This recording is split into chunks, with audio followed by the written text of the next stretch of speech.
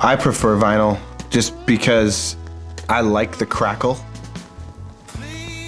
the sound of a tube amp.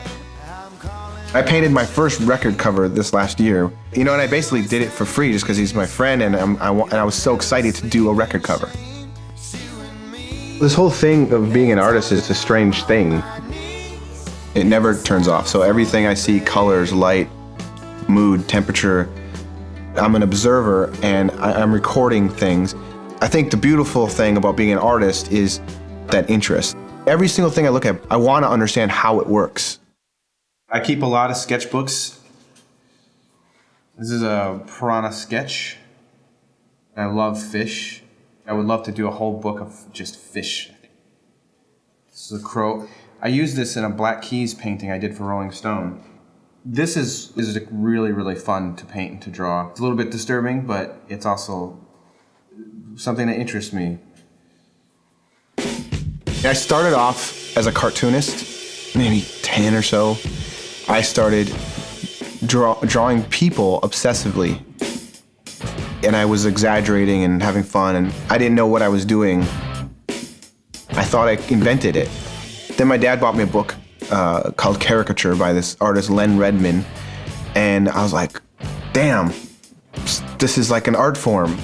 So my best model for my work is usually me. I try as much as I can to imagine the emotion. And that's more like what I see in my mind. Not necessarily that my face looks that way, but I understand what muscles do. When I'm looking at someone, I see their skull. First of all, the face has a relationship between every feature. There's a distance between your nose and your mouth. How thick is the bottom lip compared to the top lip? Are the eyes small? Are they big? What's the size of the ear in relationship to the nose? Some people, they have a teeny chin. But beyond that, it's skull structure. I can see where your nasal bone starts. I can see your orbits. I can see your zygomatic arch. But the most important thing is the eyes and the mouth. So I usually spend the most time on the eyes and the mouth because those are the voices of the people, I think.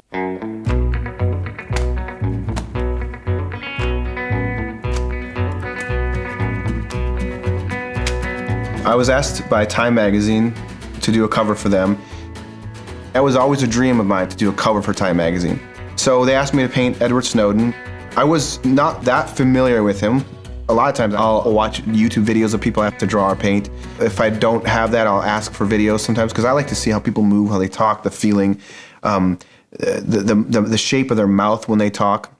This was the main reference that they wanted me to base it off of. And basically they said, we'd just like you to come up with a whole new image.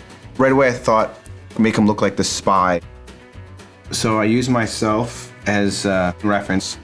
My original sketch, I even had him in a hat like this, and he's got a collar up and he's kind of in shadow. I started off with the sketch and I saved it as a Photoshop file. Then I start blocking in under my line work. But I don't want to lose my lines.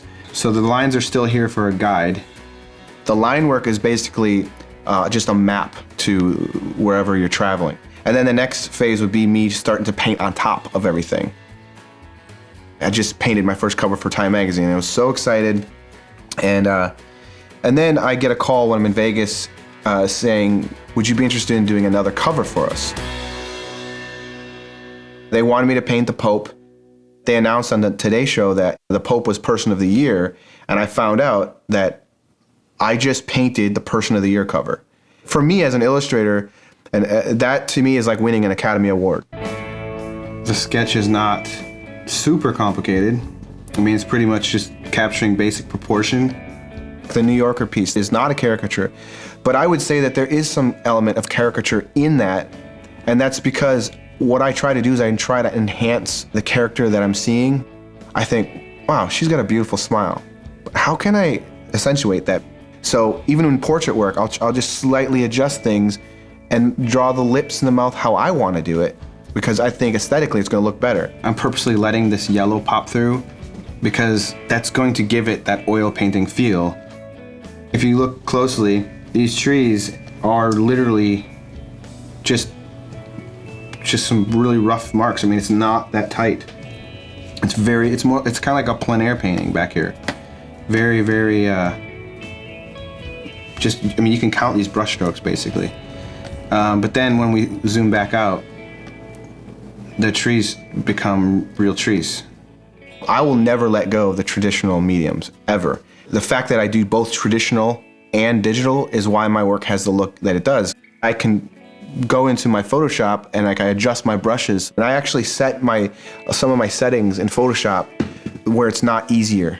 I'll have my opacity on 100%, my flow on 100%, and it's all about how I hold my hand.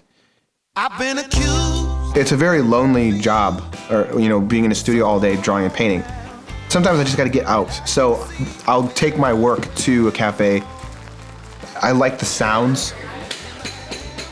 I like to be around other people. I can hear them, and I like the smells, the coffee smells, but mostly it's people. I'm obsessed with drawing people. I love it.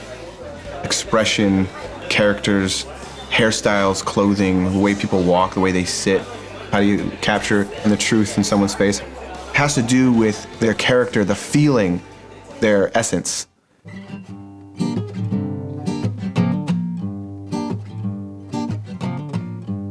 There's been times where I have gotten headaches because someone's face is so intriguing or complicated that it's like blowing my mind, because there's so many different ways you could go with this.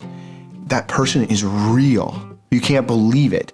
I mean, and if you focus so much, it feels like you're gonna pop. That animal is so amazing. I mean, if you look at the shapes of that animal, it's hard to believe that thing really exists. When you do a painting, it's an illusion. Being able to create that illusion, that's the thing I think that keeps a lot of us artists going. If I had everything figured out, I couldn't do this anymore. I enjoy the struggle of being an artist. The struggle is not fun, and it can be very, very depressing sometimes, but it is a very important part of doing what it is that I do.